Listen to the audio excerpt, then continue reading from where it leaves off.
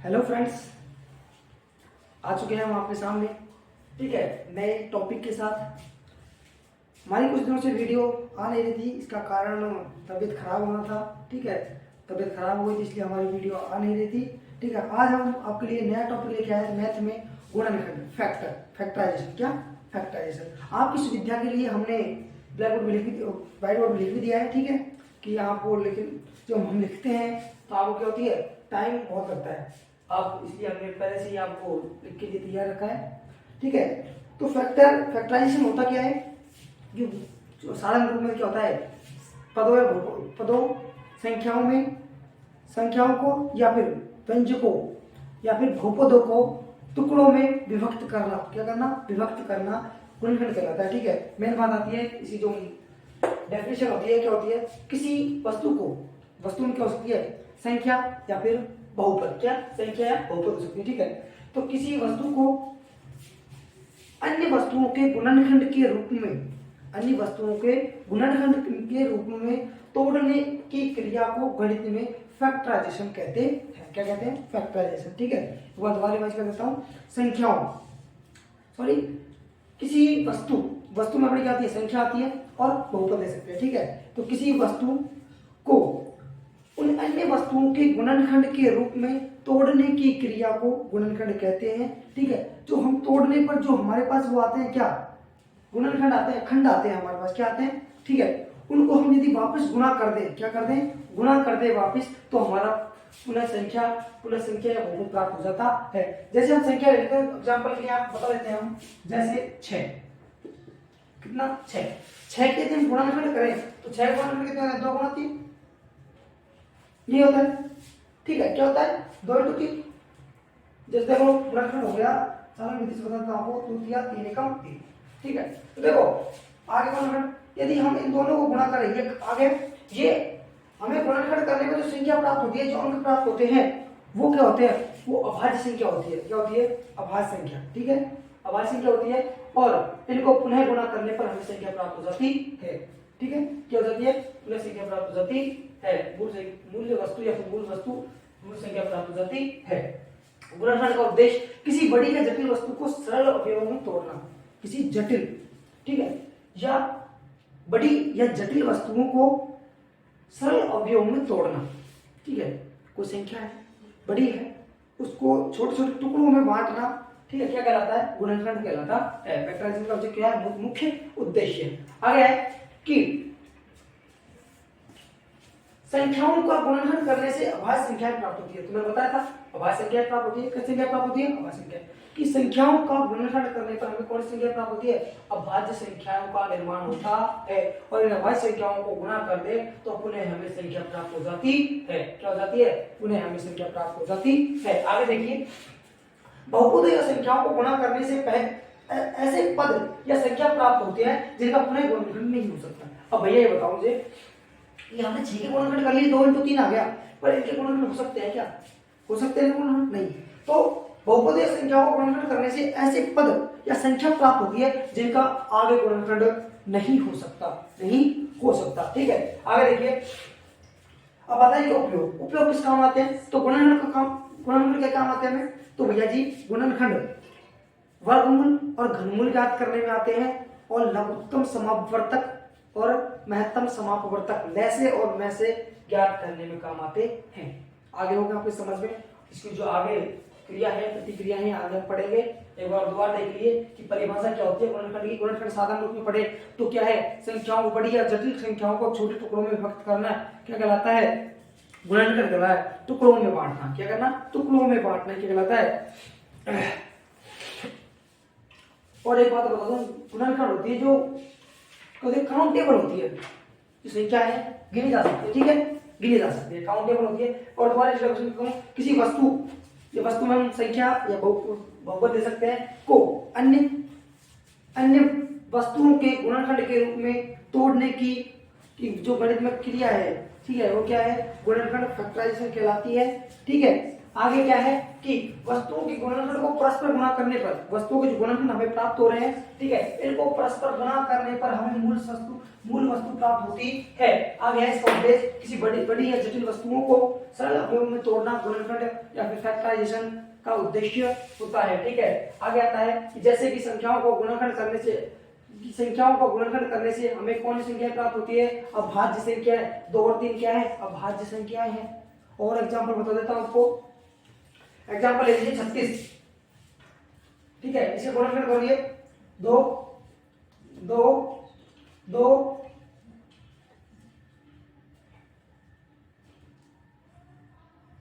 Sorry 2 2 3 3। ठीक है, देखो यह भाज्य संख्या, यह भाज्य संख्या, यह भाज्य संख्या, यह भाज्य संख्या प्राप्त ही नहीं होती। तो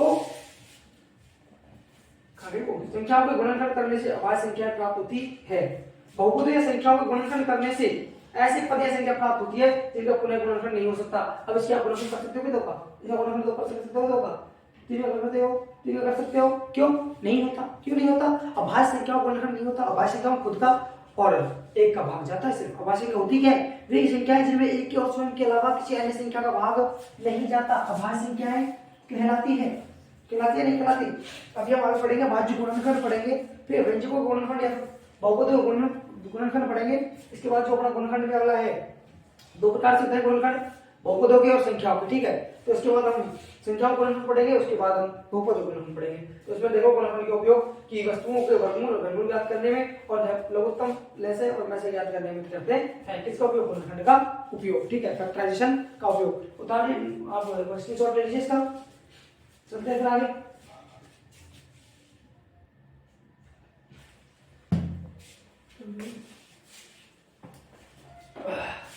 देख लो, चलो चलते हैं आगे अपने टॉपिक की ओर। ये तो हो गया अपनी जो डेफिनेशन होती है, इसको समझने का तरीका हो गया। ठीक है, इसमें क्या होता है क्या नहीं होता सब कुछ उद्देश्य हो गए, इसका जो उपयोग हो गया, इसकी डेफिनेशन हो गई, और यहाँ आपको पता ही चल गया कि किसी भी संख्या का गुणनखंड करने पर हमें क्या प्राप्त होती है? अभाज्य संख्याएं प्राप्त होती है, भाज्य नहीं होती। भाज्य नहीं होती। कैसी संख्या प्राप्त होती है? अभाज्य संख्या। एक बात मैं बता दूं आपको कि गुणनखंड होते हैं ना किस संख्या के, तो सबसे बड़ा गुणनखंड या संख्या होगी नहीं, होती ही है। सब संख्या, किसी संख्या का गुणनखंड करें हम तो सबसे बड़ी संख्या कौन सी होगी? तो खुद संख्या होगी। गुणनखंड कौन सा होगा? खुद संख्या होगी। और गुणनखंड संख्या से बड़ा नहीं होता, संख्या से छोटा ही होता है। या तो संख्या होगी या फिर संख्या से छोटे होते हैं। ठीक है, और मैंने आपको बता ही दिया कि गुणनखंड होता क्या है? टुकड़े करना, संख्याओं के करना, टुकड़े करना गुणनखंड कहलाता है। आगे ये गुणनखंड है जो गिने जा सकते हैं, क्या होते हैं? गिने जा सकते हैं, लिमिटेड होते हैं। ठीक है, लिमिटेड होते हैं गुणनखंड, और जो गुणज होते हैं अनलिमिटेड होते हैं। कैसे होते हैं? अनलिमिटेड, उनका कोई और नहीं होता, अनंत होते हैं गुणज। ठीक है, किसी भी संख्या का फैक्टर खुद संख्या का उससे छोटे होते हैं, आपको बता दिया मैंने। उसके बाद है किसी भी संख्या का अधिकतम फैक्टर खुद संख्या होती है। ठीक है, उसके बाद चलते हैं हम प्राइम फैक्टर पर। किस पे? प्राइम फैक्टर अभाज्य गुणनखंड में। प्राइम फैक्टर, ठीक है, बस प्राइम फैक्टर। ठीक है, प्राइम फैक्टर अभाज्य गुणनखंड। अभाज्य गुणनखंड गुणनखंड होते हैं तो कैसे होते हैं? अभाज्य। संख्या कैसे प्राप्त होती है? हमें संख्या को गुणन करने पर संख्या कैसे प्राप्त होती है? अभाज्य संख्या प्राप्त होती है। देखो तो किसी संख्या को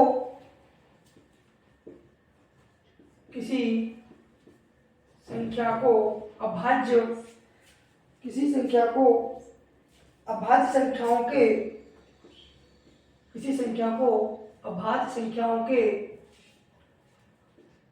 गुणनफल के रूप में संख्याओं को गुणनफल के रूप में व्यक्त करना, क्या करना? व्यक्त करना, प्रदर्शित करना, क्या कहलाता है? Prime factor. क्या कहलाता है? प्राइम फैक्टर कहलाता है। प्राइम फैक्टर का मतलब होता है भाज्य गुणनखंड कहलाता है। ठीक है, कि किसी संख्या को अभाज्य संख्याओं को किसी संख्या को अभाज्य संख्याओं से किसी संख्या को अभाज्य संख्याओं से ये क्या किसी संख्या को अभाज्य संख्याओं के किसी संख्या को अभाज्य संख्याओं के गुणनफल के रूप में व्यक्त करना प्राइम फैक्टर अभाज्य संख्या कहलाती है। जैसे एग्जांपल ले लीजिए आप, जैसे हमने एग्जांपल लिया 36 के गुणनफल कितने होते हैं, अभी मैंने बताया कि आपको समझा रहा था 2 2 3 3, समझ गए। अब ये कैसे हुआ मैं आपको बताता हूं। ठीक है, अभाज्य गुणनफल होता कैसे कि हम सर्वप्रथम 36 में कितने का भाग दें सर्वप्रथम तो सबसे पहले हमें अभाज्य संख्याओं से भाग देना है और सबसे पहले हम गुणनखंड करते हैं तो गुणनखंडों में हम भाग जाता है सदैव अभाज्य संख्याओं किसका अभाज्य संख्याओं का। तो भैया अभाज्य संख्या होती क्या है, वे संख्याएं जिनमें एक का और खुद के अलावा किसी अन्य संख्या का भाग नहीं जाता। तो सबसे छोटी अभाज्य संख्या 2 3 5 7 11 13 17 इनके अलावा और डॉट डॉट डॉट आगे चली जाती है। ठीक हो, अभाज्य संख्या का आपको पता ही होगा, लिखवा रखी है मैंने आपको। जब मैंने आपको डेफिनेशन लिखवाई थी इसकी अभाज्य संख्या होगी तब आपको सब लिखवा दी थी मैंने अभाज्य संख्या। ठीक है, तो आप सबसे पहले तो मिनिमम याद एक काम आते हैं। ठीक है, इनके अलावा किसी अन्य संख्या का भाग नहीं जाता। ठीक है, तो 2 3 5 7 11 13 17 ये क्या अभाज्य संख्या है। तो सबसे पहले अभाज्य संख्या का भाग देते हैं और सबसे छोटी अभाज्य संख्या का भाग देते हैं और उसका तब तक करते हैं गुणनखंड तब तक उसमें 2 का छोटी संख्या का जो भाग दे रहे हैं जिससे गुणनखंड कर रहे हैं उसका जाए तब तक देंगे उसमें भाग। ठीक है, तो जैसे 36 में 2 का जाता है, क्यों 2 का क्यों जाता है, मैंने आपको 2 का भाजकता का नियम लिखवाया था कि वे संख्या जिसका इकाई का 0 2 4 6 8 हो उसमें 2 का भाग जाता है। ठीक जाता है नहीं, सब लिखवाया था ना। तो 6 क्या है 0 2 4 6 आ रहा है ना उसमें, तो उसमें 2 का 6 हो जाएगा। तो 2 का भाग देंगे दीवार 18 बार, फिर 2 का क्यों क्योंकि 18 है 8 है 18 इकाई का 8 है और 8 2 का भाग जाता है तो 2 नाम 18।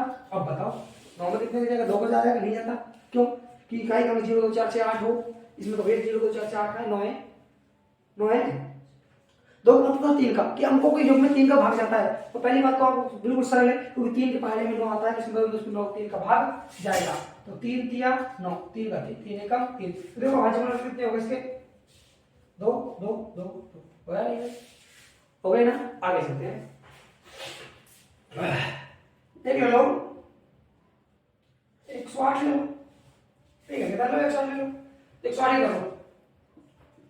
108 में सबसे पहले कितने का जाएगा तो 108 में सबसे पहले भैया जाएगा तो क्यों जाएगा क्योंकि इकाई का अंक 8 है तो 2 5 10 और 2 चौको 8, फिर 2 का जाएगा तो 4 है 2 7। अब कितने का जाएगा 2 का तो जाएगा नहीं, क्यों क्योंकि इकाई का 0 2 4 6 8 नहीं है तो 2 के बाद 3 आता है। 3 का भाजक नहीं कर देता है, अंकों के योग में 3 का भाग जाता है तो पूरी संख्या में कितने भाग जाएगा 3 का। अंकों के योग में यदि 3 का भाग जाता है, अंकों के योग में यदि 3 का भाग जाता है तो वह पूरी संख्या में 3 का भाग जाएगा। देखो अंकों का योग करो 7 और 2 9, 9 में 3 का भाग जाता है नहीं जाता है, क्यों नहीं जाता जाता है, तो 9 में तो 3 का भाग जाता है तो इस पूरी संख्या में 3 का भाग जाती है ना। और एक बात बता दो 27 3 के पहाड़े में आता है, पहाड़े में आता है नहीं आता 3 नाम 27 और 9 में 3 का जाती है 3 3 3 तो इसके गुणनफल कितने हो गए ना, देखो 108 के हो गए 2 2 3 3 3, समझ गए। यह हो गया आपके अभाज्य गुणनफल, समझ में आ गया होगा। किसी संख्या को अभाज्य संख्याओं के गुणनफल के रूप में व्यक्त करना प्राइम फैक्टर या अभाज्य गुणनफल कहलाता है। आपको बता दिया 36 गुणनफल कैसे करते हैं। ठीक है, और कर लो तो और 512 कर लो 512।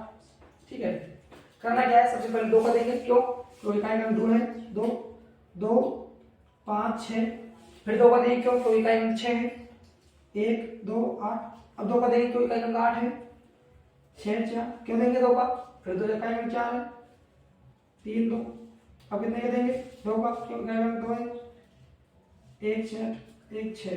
अब कितने का देंगे तो भैया अब भी हम 2 का ही देंगे, क्यों देंगे तो इकाई का कितना है 6 में 2 का भाग जाता है 8। अब कितने का देंगे फिर 2 का देंगे इकाई का अंक 8 है 4, फिर 2 का क्यों इकाई का अंक 4 है, फिर 2 का क्यों 2 का इकाई अंक 2 है, फिर 1। ठीक है, तो इसके गुणनफल कितने हो गए 2 4 6 8 9 1 2 3 4 5 6 7 8 9 मतलब बराबर 2 की घात 9 गुणनखंड हो गए इसके भैया जी। 2 की घात कितने हो गए 9, मतलब 2 को कितनी बार गुणा करें 9 बार, इसके गुणा 9 है, ठीक है। और आप देख लीजिए, आपको एक चीज बता दी मैंने कि गुणनखंड सदैव अभाज्य संख्याओं से होता है। किससे होता है अभाज्य संख्याओं से। पहले हम 2 का भाग देके चेक करते हैं, फिर 3 का, फिर 5 का, फिर 7 का, फिर 11 का, फिर 13 का, फिर 17 का, ठीक है। 2 3 5 7 11 13, 11 13 17 19 23 29 31 37 41 43, ठीक है 47 और डॉट डॉट डॉट चलती जाती है संख्या, ठीक है। और आगे हम पढ़ेंगे बहुपदों के गुणनखंड। क्या बहुपदों के गुणनखंड, इसको आप स्क्रीनशॉट लेना चाहो स्क्रीनशॉट ले लीजिए और इसका आप एक का गुणनखंड कीजिए। आपको मैं देखे जाता हूँ तो आप लिख लीजिए,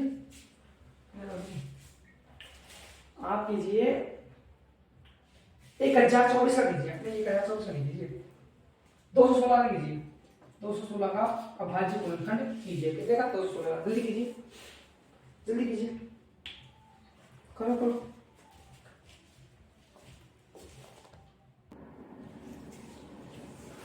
करो जल्दी करो, 216 वाले करो जल्दी, जल्दी करो जल्दी, फिर पढ़ेंगे बहुपदों के गुणनखंड। जल्दी करो जल्दी, टाइम बहुत मिल गया तुम्हें। कमेंट में उत्तर जवाब उत्तर बताओ जल्दी कितना आएगा, जल्दी करो जल्दी। 216, इसका जवाब आपको कमेंट में मिल जाएगा, आप इसका जवाब कमेंट में दे देना, ठीक है।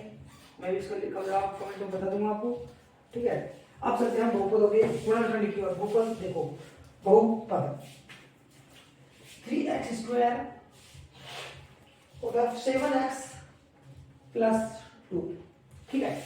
ये क्या है बहुपद है, क्या है बहुपद।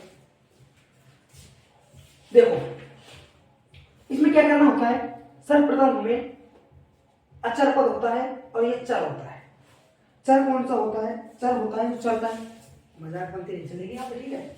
चर अचर जिसमें ए से जेड तक, ठीक है, अल्फाबेट आ जाते हैं, उसके साथ जो सिर्फ अंक आता है वो जो ए से जेड तक के हैं उन्हें अचर चर कहते हैं, और जिसके साथ नहीं होते उन्हें क्या कहते हैं अचर कहते हैं। तो भैया x² के गुणांक को हम अचर पद से गुणा करेंगे, कितना आएगा 3 दूनी 6, कितना आया 6 आया, ठीक है। तो 6 हमें अब क्या करना है, 6 हमें तो गुणा कर लिया तो अब क्या करें, आगे क्या करें, सोचने वाली बात है, ठीक है। तो हमें करना क्या है कि 7 के हमें ऐसे टुकड़े करने हैं, 7 के हमें ऐसे टुकड़े करने हैं कि जोड़ने घटाने पर हमें 7 आवे, जोड़ने घटाने पर क्या आवे हमें 7 आवे, और गुणा करने पर 6, गुणा करने पर 6। तो 7 के टुकड़े करो भैया, 1 + 6 करेंगे तो जोड़ हो गया 7, गुणा करने पर कितना आना चाहिए 6, तो 7 तो बैठे गुणा करने पर देखो 6 कम 6, गुणा करने पर कितना आ गए 6, मतलब अपना यहीं पर जोड़ा बढ़ेंगे, बढ़ गया जोड़ा, 1 और 6 हो गया ना, टुकड़े हो गए 1 और 6। तो भैया क्या करना है हमें 3x² प्लस 7 के जगह क्या लिखना है 1 + 6, क्या लिखना है 1 + 6, x का x आ गया 2, ठीक है। देखो 3x² प्लस x को अंदर गुणा करो, 1 × x करेंगे, 1 × x प्लस 6 × x और प्लस 2, क्या करना है x² प्लस x गुणा करेंगे तो x प्लस 6 × x करेंगे 6x प्लस 2। अब क्या करेंगे शुरू के 2 में और लास्ट के 2 में क्या करेंगे, क्या करेंगे बताओ, कैसे बताओ बताओ बताओ बताओ, चलिए बताओ क्या करेंगे, क्या करेंगे, कॉमन चीज ढूंढो, कॉमन क्या है, क्या हो गया करो, कोई बात नहीं। देखो दोनों में कॉमन क्या है, दोनों कॉमन x है, x² इसमें है, इसमें x है, x² में जो x का भाग देंगे तो x बचेगा 3 है, 3x² में x का भाग देंगे 3x बचेगा, प्लस x में जब x का भाग देंगे कितना बचेगा 1, प्लस इसमें क्या कॉमन है 2, क्यों, क्योंकि देखो 6 में से 2 को भाग देंगे तो 3 बच जा रहा है, और 2 में दो में दो को भाग देंगे तो एक बच जाएगा। देखो इसमें 3 कॉमन ले गया, 3 कॉमन ले गया तो यहाँ पर 3 लेंगे, और इसमें 2 ले लिया, 2 इसमें भी है और 2 इसमें भी है, ठीक है। 2 कॉमन ले लिया, 2 3 6x प्लस 1 आ गया। ये और ये अपने पास समान आना चाहिए। क्या आना चाहिए? समान आना चाहिए, ठीक है। क्या आना चाहिए? समान। तब तो अपना हुआ क्या? सही, वरना क्या हो जाएगा? गलत। अब पहले क्या, देखो इसमें से इसमें और इसमें से कॉमन ले लो, क्या लोगे? 3x प्लस 1 क्या है? समान क्या है इसमें? 3 प्लस 1, ये कॉमन लिया, ठीक है। तो बचा क्या हमारे पास? x, अंदर क्या बचा? प्लस 1, ये होगा इसके गुणनखंड। इसका हो गया। अगला देखो 2x square plus 7x plus 6, 2x square plus 7x plus 6, ठीक है। इसका करो तो करना क्या है? सबसे प्रथम हमें क्या करना है कि x स्क्वायर के गुणांक को अचर पद से गुणा करना है। 6 दूनी 6 गुना 2 कितना हो गया? 12 हो गया। 12 क्या करना है हमें? 12 का। अब 12 को क्या करें? उसको वहीं पे छोड़ दें और 7 के ऐसे टुकड़े करें कि जोड़ने घटाने पर तो 7 आए और गुणा करने पर कितने? 12 आए। तो भैया 1 प्लस 6 करेंगे, जोड़ेंगे तो 7 आ गया, गुणा करने पर 6 आ रहा है, नहीं बैठा सिस्टम, 12 चाहिए। 2 प्लस 5 7 हो गया, गुणा करेंगे 10 आ रहा है, नहीं बैठा सिस्टम। अगला है 3 प्लस 4, जोड़ने पर कितना आ रहा है? 7 और गुणा करने पर कितना आ रहा है? 12, बैठ गया सिस्टम। तो इसके टुकड़े कितने हो गए? 3 प्लस 4, 3 और 4। तो देखो 2x square plus x, 7x के कितना रखना है? 3 प्लस 4, तो 3 प्लस 4 x का x प्लस 6। तो भैया क्या करना है अपन को? भी अपन को करना है x को अंदर गुणा, तो 3 से तो गुणा करेंगे x को, 3 गुणा x प्लस 4 में गुणा करेंगे x को, 4 गुणा x प्लस 6। तो देखो 2x स्क्वायर प्लस 3 गुणा x करेंगे 3x हो गया, और 4 गुणा x करेंगे 4x और प्लस का 6। अब करना क्या है अपन को? अपन को लेना है कॉमन, ठीक है। कौन से में? इसमें से और इसमें से। क्या आ रहा है? देखो यदि हम 2 कॉमन लें तो 2 इसमें नहीं है, ठीक है। x लेंगे, x इसमें भी है इसमें भी है, ठीक है। x लेंगे तो देखो x 2 तो है ही, क्योंकि 2 कॉमन नहीं आया। क्यों नहीं आया? क्योंकि यहाँ पर 3 है। अभाज्य संख्या है, अभाज्य संख्या कभी कॉमन नहीं आती है। यदि दोनों ही अभाज्य संख्या सेम हो, यदि यहाँ भी 2 यहाँ भी 2 हो, यहाँ भी 3 और यहाँ भी 3 हो, तो हम उसको कॉमन ले सकते हैं। दोनों पदों क्या हो? संख्या समान हो। देखो इसमें समान x स्क्वायर है तो x बाहर ले लिया, x स्क्वायर में x से भाग देंगे तो x बचेगा, प्लस 3x में x से भाग देंगे तो 3 बचेगा, ठीक है। प्लस इसमें क्या लें कि देखो लेने हमको अभाज्य संख्या, ठीक है। क्या लें? तो समझ गया। देखो यहाँ 4 है, यहाँ 6 है। अब कॉमन क्या लें? किसमें से 2 लें, तो 2 दूनी 4 और 2 3 6 आ रहा है, ठीक है। x ले सकते, x इसमें नहीं है। अब यदि हम 3 लें तो 3 इसमें है पर इसमें नहीं है, तो इसका मतलब कॉमन कितना लेंगे? 2 कॉमन लिया, 2 में 4 का भाग दिया, 2 का भाग 4 में दिया, 2x प्लस 3। ये और ये समान आना चाहिए, मैंने आपको बोला था। और आ रहा है समान? आ रहा है नहीं आ रहा? आ रहा है। तो ये क्या करेंगे? कॉमन ले लेंगे दोनों को, 2x प्लस 3, कितना अंदर क्या बचेगा? x plus 2। आगे समझ रहे? ठीक है। अगला आप करोगे जल्दी से, x square plus 5, 5x plus 6। जल्दी करो जल्दी करो, जल्दी जितना जल्दी हो सको जल्दी करो, करो जल्दी करो, करो। ऐसा करना, आप सवाल है इस सवाल के दोनों सवाल आप कमेंट बॉक्स में दे देना, ठीक है। और हम मिलते हैं अपनी नेक्स्ट क्लास में। आज के लिए बहुत तो नहीं, फिर भी हमने पूरी कोशिश की आपको हर चीज बताने की, ठीक है। मिलते हैं हम अगली क्लास में। यदि आपको वीडियो अच्छी लगी हो तो लाइक करें, वीडियो को अपने दोस्तों के साथ शेयर करें, और हाँ, चैनल को सब्सक्राइब करना ना भूलें। बेल आइकन जरूर ऑन कर लें ताकि आपको हमारा नोटिफिकेशन वीडियो डालते ही तुरंत मिल जाए। धन्यवाद।